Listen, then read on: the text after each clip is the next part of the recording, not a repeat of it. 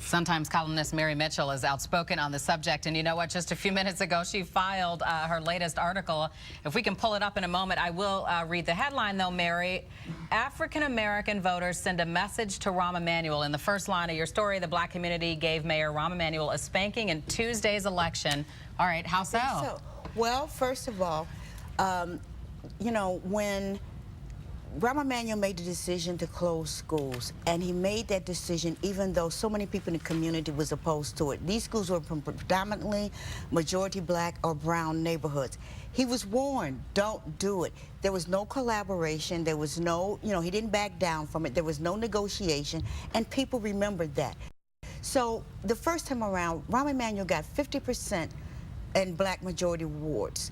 Black people came out and voted for him, even though they had Carol Moseley Brown, a historic figure in the race. She carried one precinct. She carried one precinct, exactly.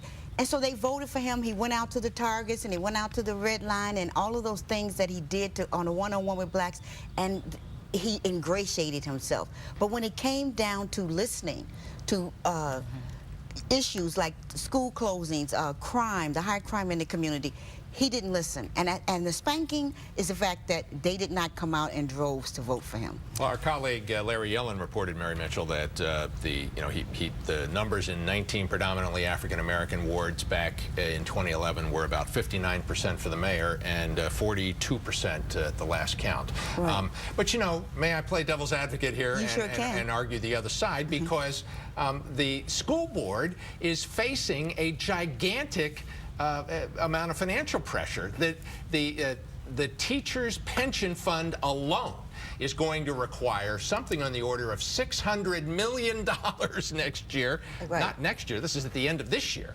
And you know, the total enrollment in the schools down by about 120,000 you know kids, what? Mary? Part of being a mayor is being able to collaborate, to get people to feel that they're part of making the decision.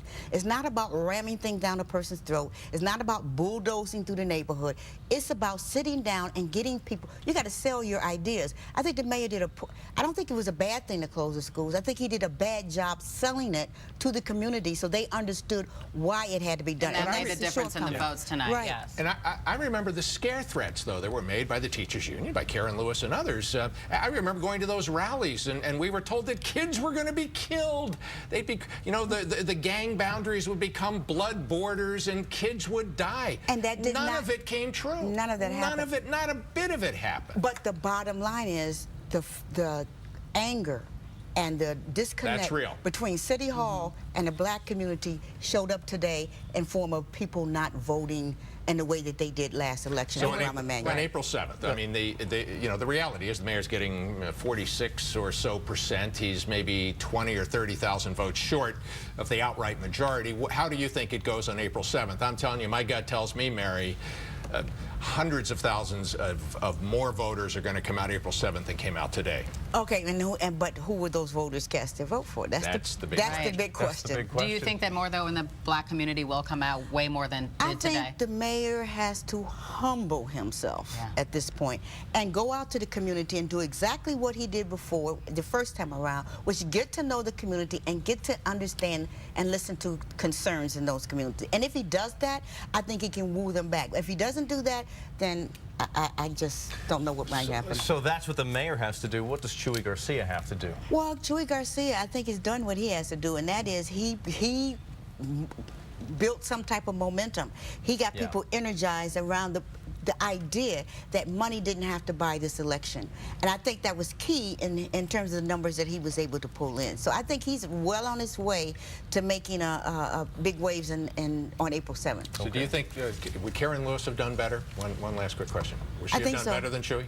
You know, we act like we forget this is a union town. And if you go up against the Chicago Teachers Union, they're going to pull out all the stops to make sure that they, you know, fight back. So I think she would have done a great job.